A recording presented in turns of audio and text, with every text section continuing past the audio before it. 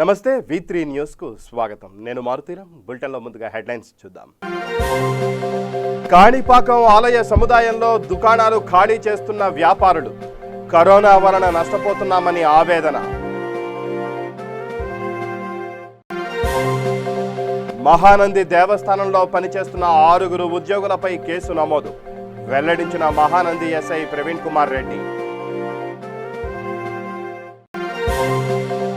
ఏపీలో చెలరేగుతున్న భూ వివాదాలు ఆక్రమించుకుంటే చర్యలు తీసుకుంటామని హెచ్చరించిన అధికారులు.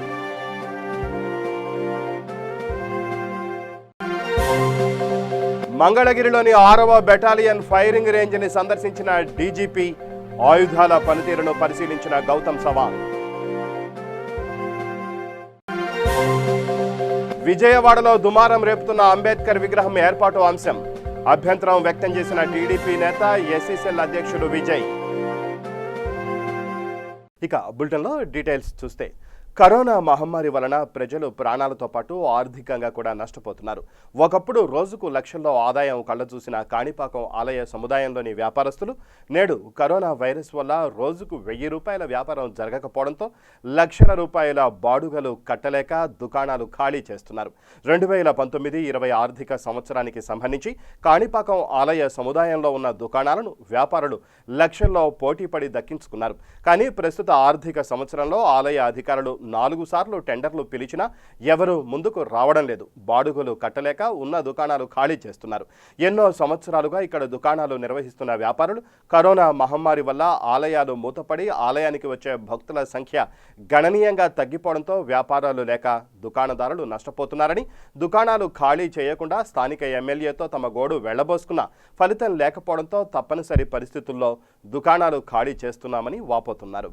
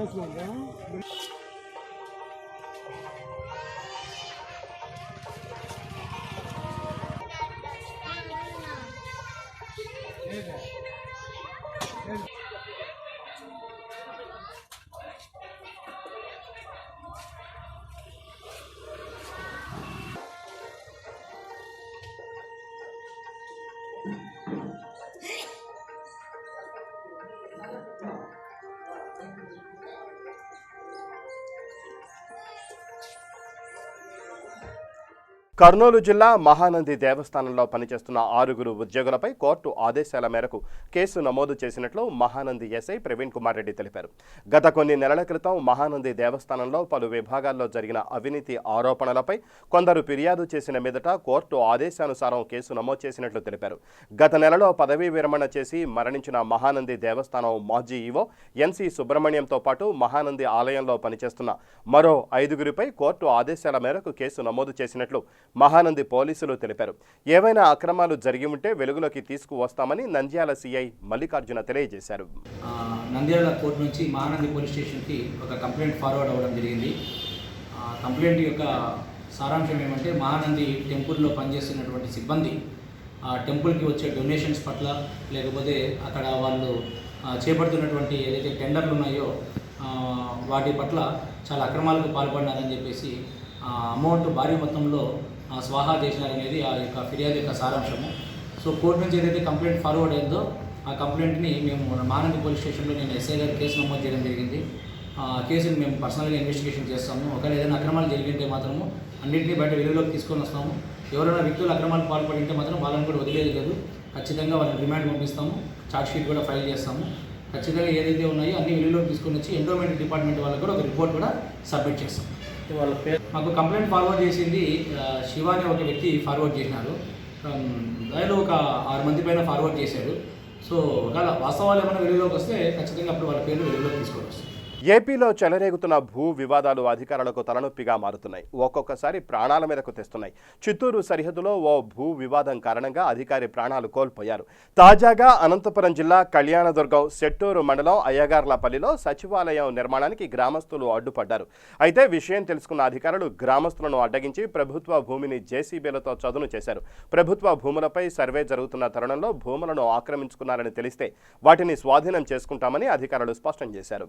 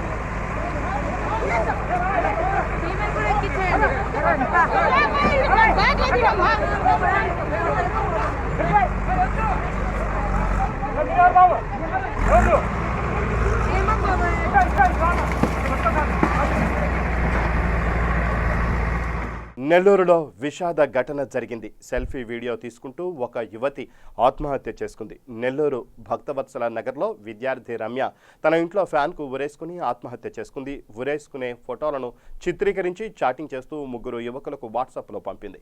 ఆ ముగ్గురు యువకుల వేధింపుల వల్లే ఆత్మహత్య చేసుకుని ఉంటుందని రమ్య కుటుంబ సభ్యులు అనుమానిస్తున్నారు. మృతురాలు నెల్లూరులోని ఓ ప్రైవేటు కళాశాలలో డిగ్రీ సెకండ్ ఇయర్ చదువుతోంది.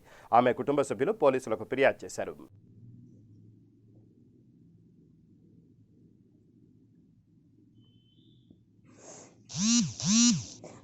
శివ మాట్లాడు.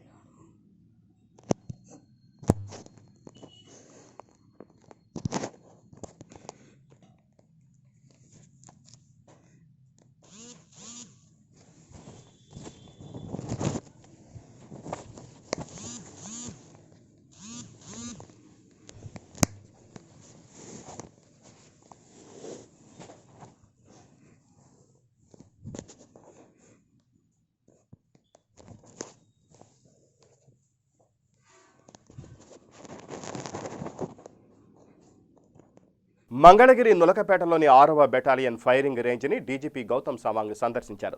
పోలీసు ఫైరింగ్ రేంజ్ మైదానంలో ఇజ్రాయెల్కు చెందిన అత్యంత అధునాతనమైన ఆయుధాలను స్వయంగా ఫైరింగ్ చేసి ఆయుధాల పనితీరును పరిశీలించారు డీజీపీ.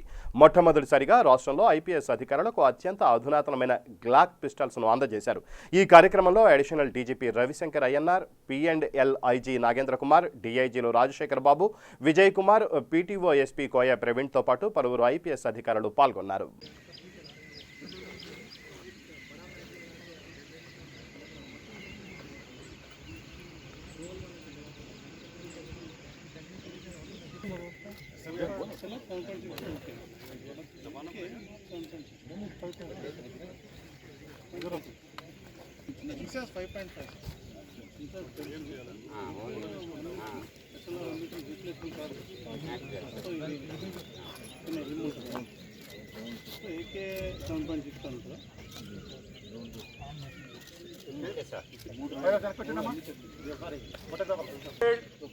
కొంచెం వెనక్కుంటా.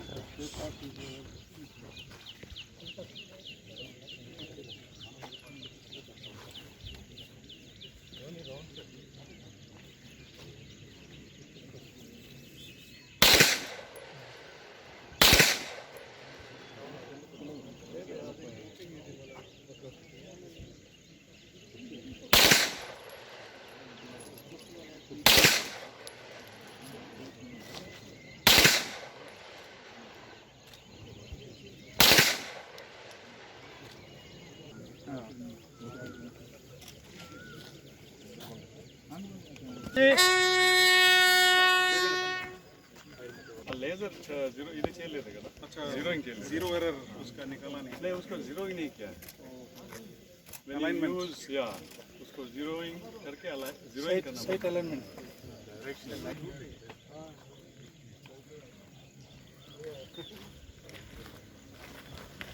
Okay guys, I think that's good. Yeah, weapons. You can do the weapons. Yeah. Oh.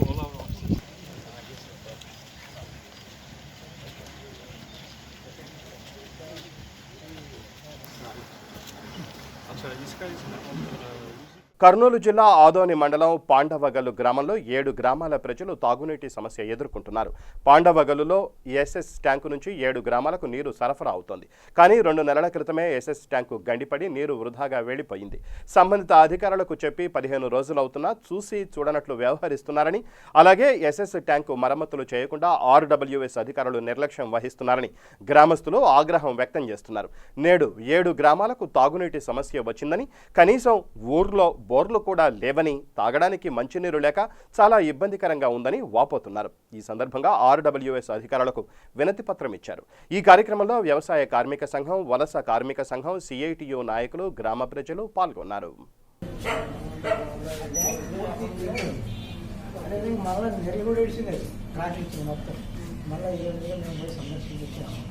Tank పోయిందంటే మాకు చెప్పారు సార్కి చెప్పినాం. మొన్న ఇంకా లైవ్గా అన్నీ మాట్లాడినాం.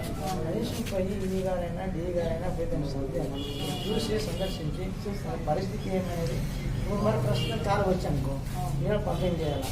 మరి అప్పుడు కూడా మరి డ్యామేజ్ అయిపోయింది చెప్తాం కాబట్టి ఆల్రెడీ పూర్తిగా ఎండిపోయింది. ఇంతప్పుడు మనకు పని చేసుకునేందుకు కూడా అవకాశం ఉంది. కాబట్టి దాన్ని ఎప్పుడో మరమ్మతులు చేసి దాన్ని చూసి ఈ జనం తాగే సమస్య కొరత తొందరగా పరిష్కరించాలి. మరి మీరు యారో వస్తున్నారు చూసాను థ్యాంక్ యూ మేము వస్తాము.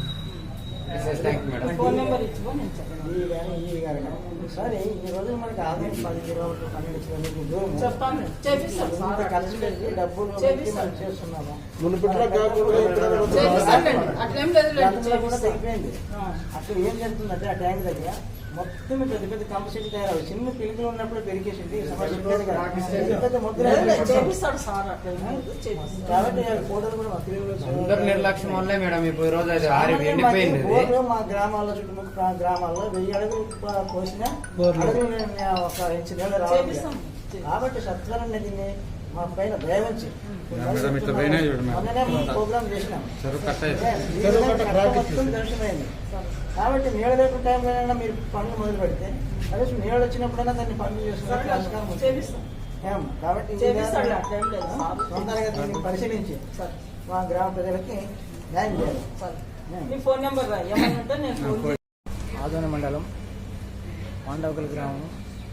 పాండవగల్ గ్రామం సంబంధించి ఉప్పగల్ ఎస్ఎస్ ట్యాంక్ పరిధిలోని 7 గ్రామాలకు ప్రభుత్వం నీటి సరఫరా ట్యాంక్ ఎస్ఎస్ ట్యాంక్ నిర్మించడం జరిగింది. ఈ ట్యాంకు 7 గ్రామాలకు నీళ్లు తాగడానికి ప్రజలకి కోసం వినియోగించిన ట్యాంక్ ఇది. మరి ఈరోజు ఈ ట్యాంకు గత 2 నెలల నుంచి గండిపడి నీళ్లు పూర్తిగా వృధా కావడం జరిగింది. మరి ఆ 2 నెలల నుంచి అక్కడ ఉండే 7 గ్రామాల ప్రజలకు త్రాగునీటిని చాలా ఇబ్బందిగా కావడం జరిగింది. మరి ఈ ఇబ్బంది ఉన్నా కూడా ఈ నీటి విభాగం అధికారులు ఈరోజు చూసి చూడనట్ల గ్రామాలపైన నిర్లక్ష్యం వహిస్తూ ఉన్నారు. ఏదో అరకొరగా ట్యాంకర్లు పెట్టి రోజుకు ఒక కుటుంబానికి 2 రోజులకు ఒకసారి ఒక కుటుంబానికి 10 గడువులు మాత్రమే నీళ్ళు వదులుతూ ఉన్నారు. మరి ఈ గ్రామాల్లో నీళ్ళ కొరత చాలా ఇబ్బంది ఉంది. ప్రత్యామ్నాయంగా ఏ బోర్ పంపులు కానీ ఇతర బోర్లు కూడా ఇక్కడ లేవు. మరి ఇటువంటి టైంలో ఆ గ్రామ ప్రజలకు ఆ 10 గడువుల నీళ్లు ఏములకు సరిపోతున్నవి. అదేవిధంగా గతంలోనే పోయి మేము ఎస్ఎస్ ట్యాంక్ని పరిశీలించి సిపిఎం బృందంగా పరిశీలించడం కూడా జరిగింది. ఇప్పటికే వాళ్ళకి అధికారులకు దృష్టికి కూడా తీసుకుపోయి 15 రోజులు కావస్తున్నా కూడా నేటికి ఆ ట్యాంక్ వైపు కన్నెత్తి చూడుకోకున్నట్లు దాన్ని మరమ్మతులు కూడా చేయడంలో చాలా నిర్లక్ష్యం వహిస్తూ ఉన్నారు. కాబట్టి ఆ నిర్లక్ష్యం వల్ల ఈరోజు మళ్ళా ఆర్డబ్ల్యూసీఈ గారికి వచ్చి మెమరాండం ఇవ్వాలని మేము ఆయన దృష్టి తీసుకురావాలని ఈ ఆర్డబ్ల్యూసీఈ గారి దగ్గరికి రావడం జరిగింది. కాబట్టి ఈ ఉన్నతాధికారి అయిన మా ట్యాంక్ పైన దృష్టి ప్రత్యేకంగా కేంద్రీకరించి ఈ నీళ్ళు లేని సమయంలో అయినా దాన్ని రిపేర్ చేయించి దాని చుట్టూ కంపలు తొలగించి ఆ ట్యాంక్ కెనాల్ వచ్చిన తర్వాత వెంబడే నీళ్ళు పంపింగ్ చేసేదానికి ఆస్కారం ఉంటుంది. కాబట్టి తక్షణమే దానికి మరమ్మతులు చేయాల్సిందిగా మేము విజ్ఞప్తి చేస్తూ ఉన్నాం. అదేవిధంగా ఈ గ్రామాల్లో కూడా నీటి అద్దెలు చాలా తీవ్రం ఉన్న గ్రామాల్లో రోజువారీగా కూడా నీళ్ళు ట్యాంకర్ల ద్వారా సరఫరా చేయాలని మేము సిపిఎం పార్టీగా కోరుతున్నాము. గుంటూరు జిల్లా రేపల్లె పట్టణ వైఎస్ఆర్ కాంగ్రెస్ పార్టీ ఆఫీసులో పట్టణాభివృద్ధి గురించి సమావేశం నిర్వహించారు. ఈ సమావేశంలో నేతలు మాట్లాడుతూ రేపల్లె పట్టణం పోస్టాఫీస్ దగ్గర నుంచి ఓల్డ్ టౌన్ అంకమ్మ చెట్టు వరకు రోడ్డు విస్తరణ పనులు చేపట్టబోతున్నారు. ఈ సందర్భంగా కొంత స్థలం కోల్పోయే ప్రజలకు, వ్యాపారస్తులకు అన్యాయం జరగకుండా ప్రభుత్వం వారికి రావాల్సిన నష్టపరిహారం అందించడం జరుగుతుందని తెలిపారు. ఈ కార్యక్రమంలో రేపల్లె పట్టణ వైఎస్ఆర్ కాంగ్రెస్ పార్టీ కన్వీనర్ గడ్డం రాధాకృష్ణమూర్తి, మాజీ vice chairman Kashi Vishwanatha Gupta, YSR Congress party నాయకులు, కార్యకర్తలు, అభిమానులు పాల్గొన్నారు. లేకపోతే 80 అడుగులు ఇద్దామా, 60 అడుగులు ఇద్దాం, 60 అడుగులకే మనం ఇద్దాం అంటే అక్కడ ఉన్న వాళ్ళందరూ కూడా దాదాపు 60 అడుగులకి అంగీకారం తెలిపి చప్పట్లు కొట్టి మంత్రి గారిని అభినందించి మీరు తప్పనిసరిగా మాకు అండగా నిలబడాలని చెప్పి కోరారు. మేము మంత్రి గారు కూడా ఫస్ట్ మంత్రి గారు వైఎస్ఆర్ పార్టీ విధానమే ఒకటి. ఇది ఏ కులానికో, ఏ మతానికో, ఏ వర్గానికో వ్యతిరేకంగా ఉన్నటువంటి పార్టీ కాదు. జగన్మోహన్ రెడ్డి గారి ప్రచార కార్యక్రమంలో చెప్తుంది కూడా మనందరి దయ వల్ల ఈ ప్రభుత్వం, దేవుడి దయ వల్ల ప్రభుత్వం వస్తే మనందరి ప్రభుత్వం వస్తుందని చెప్పి చెప్పుకుంటూ వచ్చారు. అలాగే బడుగు బలహీన వర్గాలకు సంబంధించి, అట్లాగే ఆదివాసీ కార్పొరేషన్, కాపు కార్పొరేషన్, ఇట్లా రకరకాల కార్పొరేషన్లు పెట్టి అందరికీ న్యాయం చేస్తున్నటువంటి ఇది. గత ప్రభుత్వాల్లోకి వెళ్ళే ఒక ఇంటి స్థలాన్ని పొందాలన్నా, ఒక రేషన్ కార్డు పొందాలన్నా, ఇంకో ప్రభుత్వ సహాయం ఏదైనా పొందాలన్నా జన్మభూమి కమిటీకి వెళ్ళి వాళ్ళకి 2,000, 3,000 లేదా 5,000, 10,000 ఇచ్చి పరిస్థితులు గతంలో చూసాం మనం. ఇక్కడ కొంతమందికి ఆ ఇచ్చుకోలేని పరిస్థితుల్లో దాదాపు రేషన్ కార్డులు లేక, ఇళ్ల స్థలాలు లేక ఉన్నటువంటి బాధలు పడుతున్న పరిస్థితి చూసాం. మనం గత 3 నెలలుగా ఈ కార్యక్రమం మనం చూస్తా ఉన్నాం. ఇళ్ల స్థలాలకు సంబంధించి ఒక వాలంటీర్ వ్యవస్థ ఏర్పాటు చేసి వాళ్ళ ద్వారా అప్లికేషన్స్ తీసుకుంటూ ఎక్కడా కూడా అవినీతికి తావు లేకుండా, వాళ్ళు వైఎస్ఆర్ పార్టీనా, తెలుగుదేశం పార్టీనా, జగన్మోహన్ రెడ్డి గారు చెప్పేది ఎప్పుడూ ఒకటే.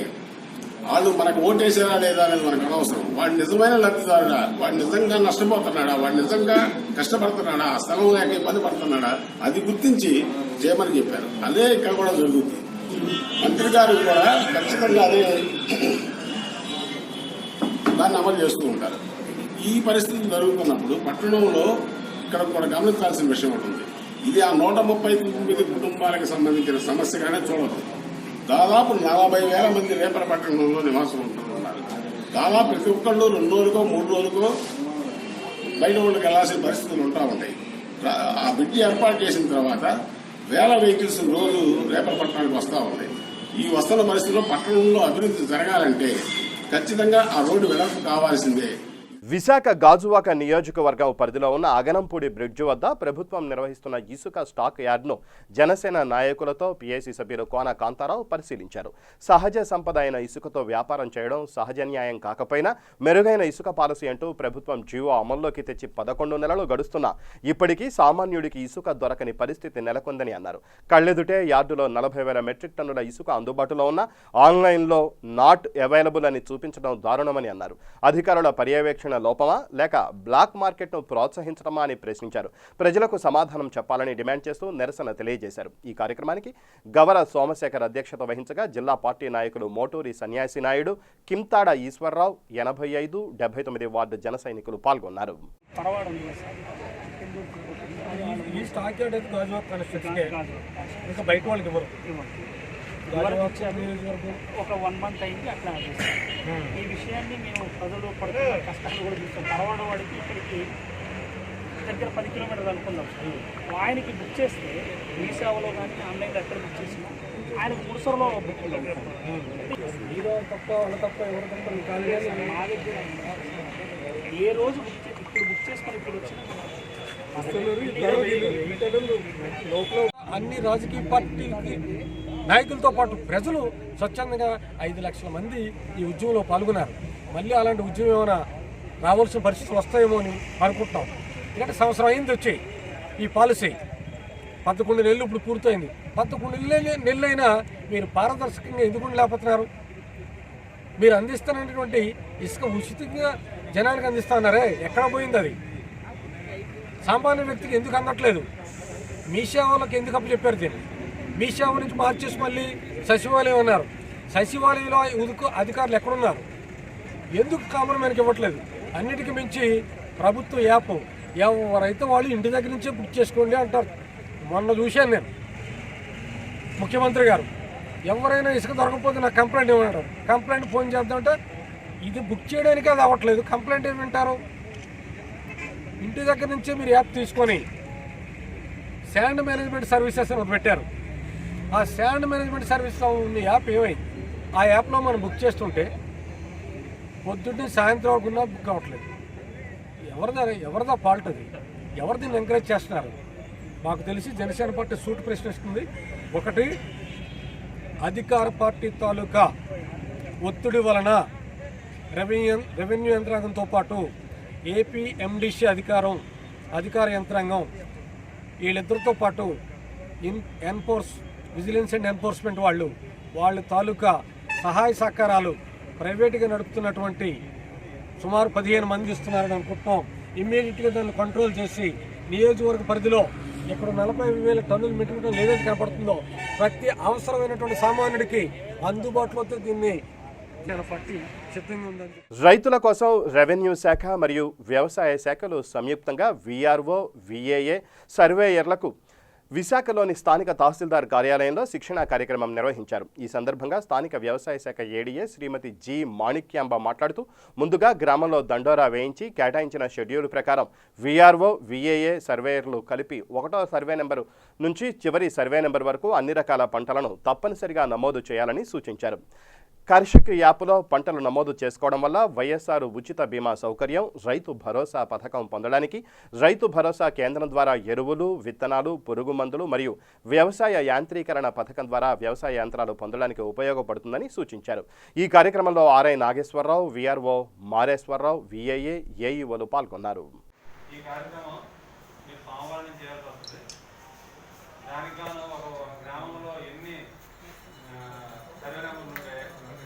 గ్రామానికి ప్రణాళిక మనం వేసుకోవాలి. 13వ తేదీ అంటే జూలై 13వ తేదీ నుంచి ఆగస్టు 31 లోపు ఈ యొక్క అజమాయిషీ జాయింట్ అజమాయిషీ కంప్లీట్ కావచ్చు. ఇక దానికన్నా మనం ఒక షెడ్యూల్ వేసుకొని ఏ రోజు అంటే మనకు ఉన్నటువంటి రోజులన్నీ, మనకు ఉన్నటువంటి సర్వే నెంబర్లన్నీ ఎన్ని రోజులు వాటిని కవర్ చేయాలి, రోజులు డివైడెడ్ అంటే total survey number divided by total రోజు available days for working what మీరు ఏదైనా సెలవు అనుకోవచ్చు, లేదా సెలవులో చేస్తూ ఉంటుంది, ఏదైనా దాన్ని బట్టి మనం ఉన్నటువంటి రోజులు చేయాలి. అలాగే విఆర్ఓ, విలేజ్ సర్వేయర్ వస్తారు. అలాగే మీరు మొత్తం 3 గ్రూపులు కూడా కలిసి మీరు వెళ్తారు. దీనికి ఉదయం 8 గంటల నుంచి మధ్యాహ్నం 1 గంట వరకు ఫిక్స్ చేసిన టైము. ఆ టైంలో మీరు ఫీల్డ్ వెనక్కి వెళ్ళి పంట నమోదు చేయాలి. పంట నమోదు అనేది మనం ట్యాబ్ మీద చేస్తాం. అనంతపురం 3 టౌన్ పోలీస్ స్టేషన్ పరిధి Tapovanam circle, Rajiv Nagar, Somnath Nagar, 4th road circle, Kalyanadurgam road వద్ద విచ్చలవిడిగా చికెన్ విక్రయాలు జరుగుతున్నాయి. 3 టౌన్ పోలీసుల పర్యవేక్షణ లోపించిందని స్థానికులు ఆరోపిస్తున్నారు.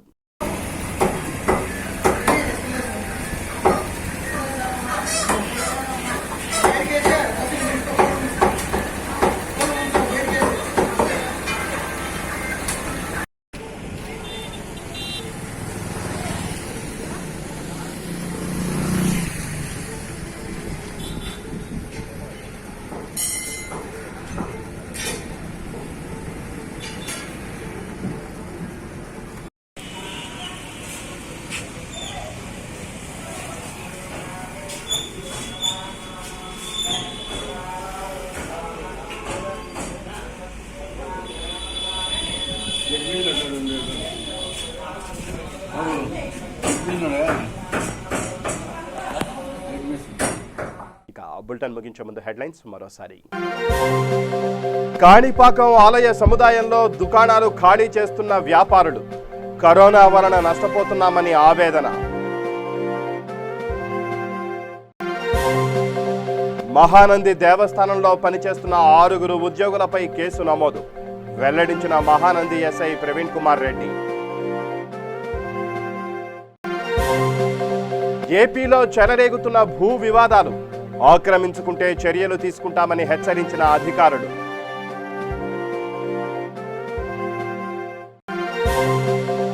మంగళగిరిలోని 6వ బెటాలియన్ ఫైరింగ్ రేంజ్ని సందర్శించిన డీజీపీ, ఆయుధాల పనితీరును పరిశీలించిన గౌతమ్ సవాంగ్. విజయవాడలో దుమారం రేపుతున్న అంబేద్కర్ విగ్రహం ఏర్పాటు అంశం అభ్యంతరం వ్యక్తం చేసిన టీడీపీ నేత ఎస్సీసెల్ అధ్యక్షుడు విజయ్. ఇవి ఈ బులెటిన్ విశేషాలు. మరిన్ని న్యూస్ అప్డేట్స్ కోసం చూస్తూనే ఉండండి V3 న్యూస్. లక్ష్యం సమాజ హితం.